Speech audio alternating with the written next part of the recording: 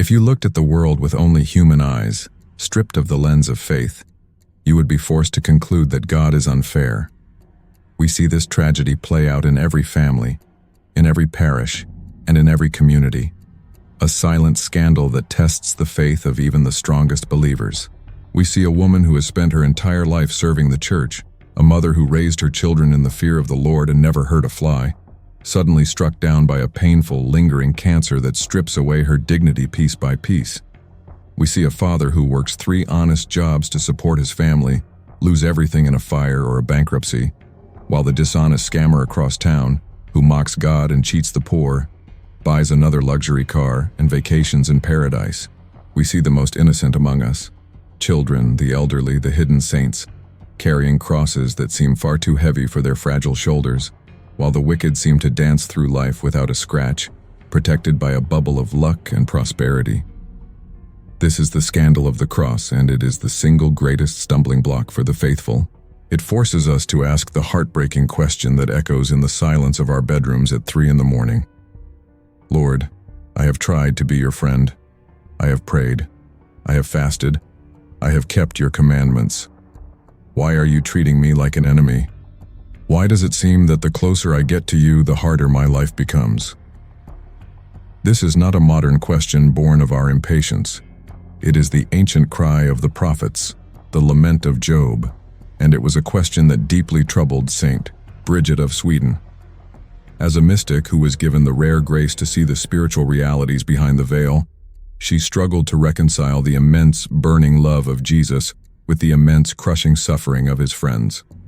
She saw people she knew to be holy, enduring agony, slander, persecution, and poverty. She saw the friends of God drinking from the cup of bitterness, while the enemies of God drank the finest wine.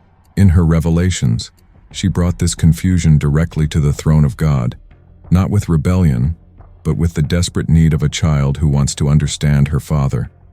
She wanted to understand the why. If God has the power to heal, why doesn't he? If God has the power to protect his children from bankruptcy and humiliation, why does he often stand back and let it happen? The answer Jesus gave her completely shatters our worldly understanding of blessing and curse. He revealed that what we call bad luck or tragedy is often in the eyes of heaven a frantic, aggressive act of mercy. He explained that he allows good people to suffer not because he is angry with them, but precisely because he loves them too much to let them enter eternity unprepared. Before we dive into the specific revelation of the exchange rate of suffering, a concept that will change the way you view your own pain forever, I want to pause and invite you to join this mission. We are building a community here of souls who are tired of superficial answers and are hungry for the deep, sometimes hard, truths of the faith. If you have ever felt abandoned in your suffering, or if you are watching this while carrying a heavy cross, please take a moment right now to subscribe to the channel and like this video. It helps this message of hope break through the noise to reach others who are drowning in despair. And in the comments below, I want you to write a declaration of trust that defies the darkness. Write, Jesus, I trust in your plan. By writing this, you are not just typing words. You are opening your heart to receive the wisdom we are about to uncover. Jesus began his explanation to Saint Bridget by establishing a fundamental, terrifying truth about the human soul. Nothing defiled can enter heaven. God is like a consuming fire of absolute purity. For a soul to unite with him forever, it must be as pure as crystal, transparent and flawless. If there is even a speck of dust, a shadow of selfishness, a stain of unrepented attachment to the world, or a debt of justice unpaid, that soul cannot enter the Holy of Holies. Now, here is the hard reality that Jesus forced Bridget to see. Even the good people, even the righteous, even those who attend Mass and say their prayers, are often covered in spiritual dust. We have our small vanities, our hidden pride, our lack of charity, our judgments of others. We have moments where we love creatures more than the Creator. These are not mortal sins that kill the soul. If they were, we would be lost. But they are temporal debts. They are disorders that must be fixed. The soul is like a piece of gold that has been mined from the earth. It is valuable, It is real gold, but it is covered in dirt and mixed with cheaper metals. To make it fit for the king's crown, it must be refined. Jesus revealed to Saint Bridget that there are only two places in the universe where this refining can happen: Purgatory or Earth. There is no third option. The debt must be paid. The rust must be scrubbed off. And this is where the mystery of suffering unlocks its secret. Jesus explained that the fire of purgatory, while it saves the soul, is a fire of rigorous justice. It is agonizing. It is slow. It is a place of delay and longing where the soul suffers the intense pain of being separated from God. A soul can spend what feels like centuries in purgatory, burning away the rust of a few years of vanity. But suffering on earth? Suffering on earth is different. Suffering on earth is valid currency in the market of mercy.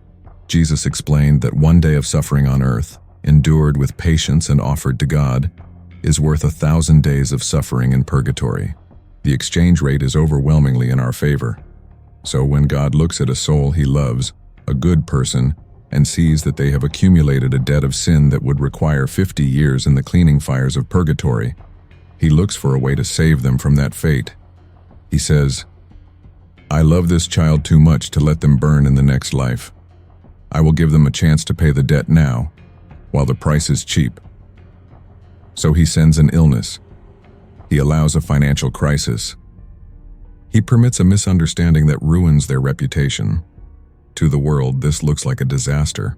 To the neighbors, it looks like God has abandoned them. But in reality, God is handing them a discount coupon of massive value. He is allowing them to settle a multi-million-dollar debt for a few pennies of earthly pain. The suffering of the righteous is not a punishment. It is a bailout. It is God rushing in to settle the account before the soul dies, so that when death finally comes, the soul can bypass the prison of purgatory and fly straight into his arms. This completely flips the script on how we react to pain. We usually scream, "Lord, take this away. Why are you punishing me?" But if we saw the invisible reality, if we saw the ledger that Saint Bridget saw, we might realize that taking away the suffering would be the worst thing God could do. If he took away the cancer now, he might be condemning that soul to decades of fire later. The suffering is the medicine. It is bitter. Yes, it tastes terrible. It makes us weep. But it is the chemotherapy that is killing the invisible tumors of the soul. The wicked do not get this medicine because they are not being prepared for life. As we learned in the previous video, they are being fattened for the slaughter. But the son, the daughter, the beloved, they get the discipline. They get the fire. Because they are being prepared for the throne. This realization forces us to look at the prosperous life with new eyes, trembling not for the one who weeps, but for the one who laughs. For the absence of pain may very well mean the absence of purification. The revelation that God uses earthly suffering as a rapid purification mechanism forces us to confront a terrifying reality about the alternative. Jesus made it clear to Saint Bridget that the fire of purgatory is not merely a waiting room or a quiet place of reflection.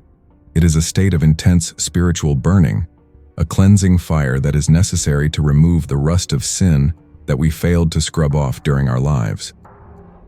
The reason the good person suffers so much on earth is that God, looking at the specific quality of their soul and the destiny he has prepared for them, decides to spare them the agonizing delay of the next life. He essentially allows them to do their purgatory while they are still walking around, breathing, and working. This is a profound privilege, though it feels like a curse to the flesh. When a parent sees their child covered in mud, they do not leave the mud on them because they are afraid the water might be too cold or the scrubbing brush too rough. They wash the child because they want them to be clean. God sees the mud of our attachments, our love for money, our desire for praise, our hidden resentments, and he uses the rough brush of adversity to scrub it off. The pain we feel is simply the friction of the brush against the dirt. If we scream for him to stop, we are essentially asking him to leave us dirty, which means we are asking him to delay our entry into his presence. Saint Bridget saw that for the friends of God, this scrubbing is continuous because the goal is high. A soul destined for a lower place in heaven might need less refining, But a soul destined to be close to the throne requires a purity that is absolute. Therefore, the intensity of the suffering is often a sign of the greatness of the calling. The good person who loses their job, battles chronic illness, and faces family rejection all at the same time is not being targeted for destruction. They are being targeted for promotion. God is rushing to finish the work in them. He is accelerating the process. It is as if He is saying, "I want you with me sooner, so I must clean you faster." This perspective requires a complete death of the ego, which always seeks comfort and validation. The ego looks at the prosperous wicked and says, "That should be me." The spirit looks at the suffering saint and says, "Thank God that is me, for I am not being left alone in my sins." The silence of God in the life of a sinner who is comfortable is a terrifying silence. It means the correction has stopped. The heaviness of God's hand on the righteous is the proof of His active, jealous love. This is a heavy teaching, one that goes against every instinct of self-preservation we have, and it is natural to feel a resistance to it in your heart. We are wired to avoid pain, not to embrace it as a strategy for salvation. If this video is helping you wrestle with these difficult truths, or if it is giving you a new lens through which to view your own struggles, please take a moment to like this video. It is a small gesture, but it helps us signal to the algorithm that there are people who want to hear the deep, undiluted wisdom of the saints. And it might help this message find someone who is currently angry at God because they do not understand the value of their pain. Continuing with the revelation, Jesus explained to Saint Bridget that there is another dimension to this suffering beyond just payment for debt. It is the mechanism of detachment. We are glued to this world. We love our comfort, our status, our health, and our plans. We are like children clutching a handful of cheap plastic beads, refusing to let go so that our Father can give us a diamond. The only way to make us open our hands is often to make the plastic beads hurt us. God allows the good person to suffer betrayal so that they stop trusting in human beings and learn to trust only in Him. He allows them to lose money so that they realize their security was never in the bank account, but in providence. He allows their health to fail so that they stop worshiping the body and start tending to the soul. Every disappointment on earth is a thread being cut that ties us to the Titanic. If God made the world perfectly comfortable for His friends, they would never want to leave. They would build their tabernacles here in the mud and forget about the golden city. So, He puts thorns in our nest. He makes the exile uncomfortable so that we will yearn for home. Saint Bridget saw that the angels actually look at the suffering human with a kind of holy envy. Angels cannot suffer. They cannot offer God the gift of patience in adversity. They can worship, they can serve, but they cannot say, "Lord, I hurt, but I still love you." That is a song that only humans can sing. It is a unique glory reserved for us. When a good person suffers unjustly and does not curse God, they are participating in the specific activity of Christ on the cross. They are becoming co-redeemers in a mystical sense. Jesus told Bridget that when He sees a soul suffering with patience, He recognizes His own image in them. The suffering carves the face of Christ into the soul. The more we suffer, if we bear it well, the more we look like Him. The prosperous wicked do not look like Christ. They look like the world. They are shiny, happy, and successful, but spiritually, they are shapeless. The suffering saint is often broken, tired, and scarred, but spiritually they are being chiseled into a masterpiece of likeness to the Son of God. There is also the aspect of preventative medicine. Jesus revealed that sometimes He allows a good person to suffer not for sins they have committed, but to prevent sins they would have committed if they were healthy and rich. He knows the weakness of our frame. He knows that if that specific man became a millionaire, he would lose his soul to greed. He knows that if that specific woman had perfect beauty and health, she would fall into vanity and lust. So, in His severe mercy, He keeps them poor or sickly. He puts a fence of thorns around them to keep them on the narrow path. We look at the fence and complain that we are trapped. God looks at the cliff on the other side of the fence and knows He is keeping us safe. We cry out for the very things that would destroy us, and God, like a wise father, refuses to give us the loaded gun we are asking for. He endures our tantrums and our accusations of unfairness because He cares more about our eternal safety than our temporary happiness. He is willing to be misunderstood by us for a lifetime in order to be embraced by us for eternity. This understanding changes the texture of our tears. We still cry, because pain is real, and we are not made of stone. But we no longer cry with despair. We cry with purpose. We realize that every moment of pain is a transaction. It is valid currency. The tragedy of the world is not that people suffer. The tragedy is that so much suffering is wasted. The wicked suffer in their anxiety and greed, and it buys them nothing.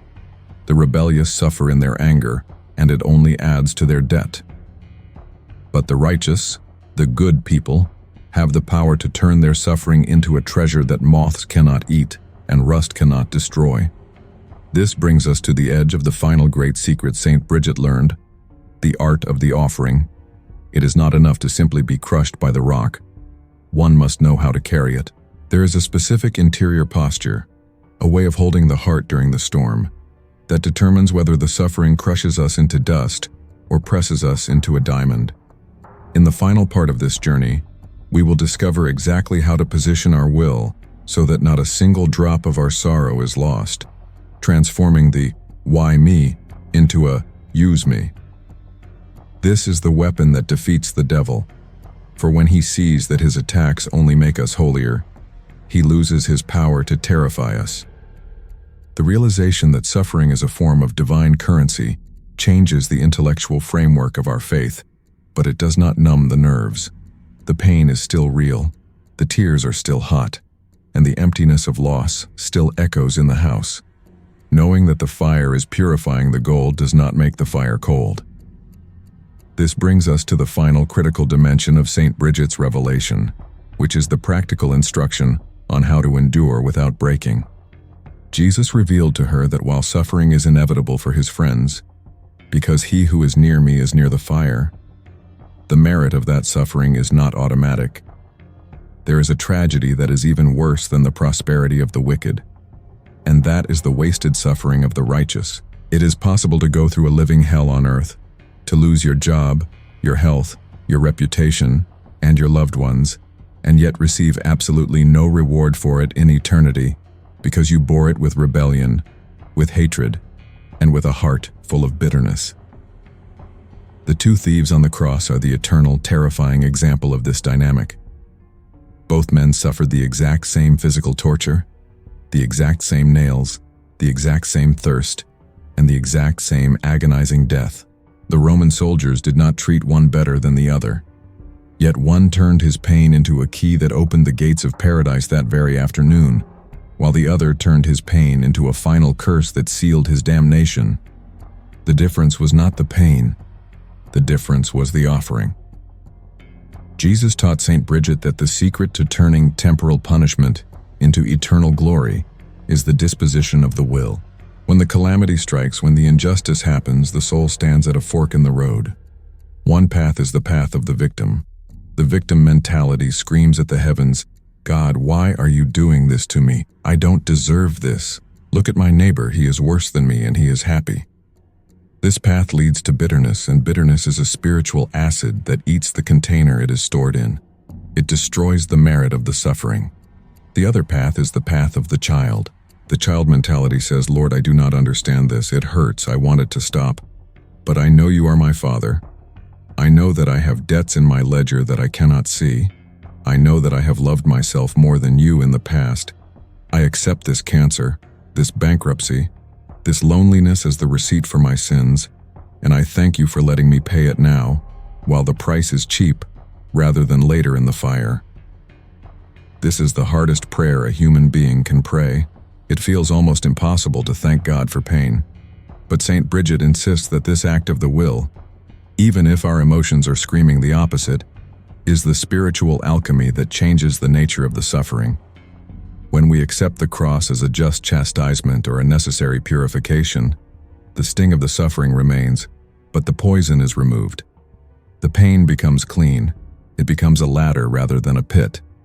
I want to pause here in this final stretch to ask for your partnership. We are digging deep into the treasury of the church to bring you these weapons because we know the battle is real, and the casualties are high. We know that many of you are watching this with tears in your eyes, holding onto a thread of hope. This channel exists to turn that thread into a rope. Researching these texts, translating the wisdom of the mystics, and producing these documentaries is a labor of love, but it is also a labor that requires resources to sustain. If this video has woken you up, if it has given you a weapon to fight your own despair, please consider supporting this mission by becoming a member of the channel. For less than $3 a month, less than the price of a single cup of coffee, you can become a pillar of this work. Your membership allows us to stay independent, to ignore the trends of the world, and to keep producing content that feeds the soul. Please click the Join button below to help us keep this light burning. Returning to the vision, we must confront the concept of time. One of the reasons we suffer so poorly is that we look at our lives through the wrong end of the telescope. We see 80 years as a long time. Saint Bridget saw 80 years as a blink of an eye. Jesus told her to look at the suffering of the righteous against the backdrop of eternity. Imagine a line that stretches out forever, with no end. That is your life in God. Now imagine a tiny dot at the very beginning of that line, microscopic and invisible. That is your life on earth. The suffering happens only in that dot. The glory happens on the rest of the line forever. The mistake we make is that we treat the dot as if it were the line. We mortgage our eternity to make the dot comfortable. Jesus asks us, is it not better to be uncomfortable in the dot so that you can be a king on the line? The good person who suffers is the one who has accepted the discomfort of the dot. They are the wise investor who lives frugally for a few years to enjoy wealth for a lifetime. The prosperous wicked are the foolish spenders who burn their inheritance in a weekend in Vegas, only to face a lifetime of debt. When you view your pain through the lens of Saint Bridget, you realize that your suffering has an expiration date, but your glory does not. The cancer has an expiration date. The poverty has an expiration date. The loneliness has an expiration date. The moment you close your eyes in death, those things cease to exist forever. But the patience you showed, the trust you held on to, the prayers you whispered in the dark, those things do not expire. They follow you. They become your clothes, your crown, and your house in the kingdom of heaven. Jesus also revealed a profound consolation regarding the solitude of suffering. When we hurt, we feel alone. We feel that no one understands the specific texture of our pain. But Saint Bridget saw that Christ is uniquely present to the sufferer in a way he is not present to the comfortable. When you are walking through the valley of the shadow of death, you are walking in the footprints of the man of sorrows. Jesus cannot fully share in our sin because he is sinless. He cannot fully share in our doubt, but he can share in our pain. He knows what it is to be abandoned by friends. He knows what it is to be humiliated publicly. He knows what it is to feel physical agony. Therefore, when you suffer, you are speaking his language. You are entering into his inner circle. The prosperous man knows Jesus as the creator. The suffering man knows Jesus as the brother. There is an intimacy in shared suffering that creates a bond unbreakable by death. Saint Bridget saw that the wounds of the righteous when they arrive in heaven do not disappear. They are not erased as if they were mistakes. Instead, they are glorified. They become luminous.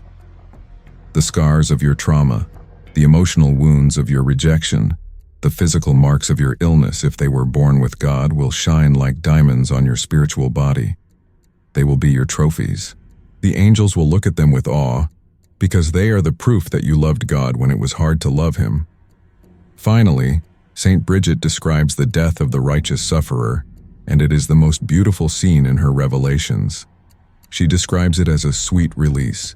It is like a prisoner who has been in a dark, damp dungeon for years finally hearing the key turn in the lock. The door opens, and the fresh air of freedom rushes in. The soul steps out of the broken body, the body that was the source of so much pain, and leaves it behind like a heavy coat on a summer day. The pain stops instantly. The anxiety vanishes. The fear dissolves. And the first face the soul sees is not a judge with a frown, but a savior with a smile. A Savior who says, "Well done. You carried it. You didn't drop it. You trusted me when it made no sense. Now come and rest. The time of tears is over. The time of joy has begun." This is the destination. This is why the good suffer. They are not being punished. They are being packed. They are being stripped of everything that cannot pass through the narrow gate so that they can fit through it with ease. So, let this message be the anchor that holds your ship steady when the storms of injustice blow. When the devil whispers in your ear, "Look, God hates you. Look at how much you are hurting," you can answer him with the truth. He does not hate me. He is refining me. He is not ignoring me. He is preparing me. Do not envy the wicked their glass palaces. They are built on sand. Do not despise your own cross. It is made of the wood of the tree of life. Walk forward with your head high, carrying your burden not as a punishment but as a mission. Offer it up. Use it to save your children. Use it to save your marriage. Use it to save the world. Your pain is the most powerful thing you own. Do not waste a drop of it. Trust the process, trust the refiner, and trust that the fire you feel today is forging the crown you will wear forever. The night is short, the dawn is coming, and in the morning, everything will be made right.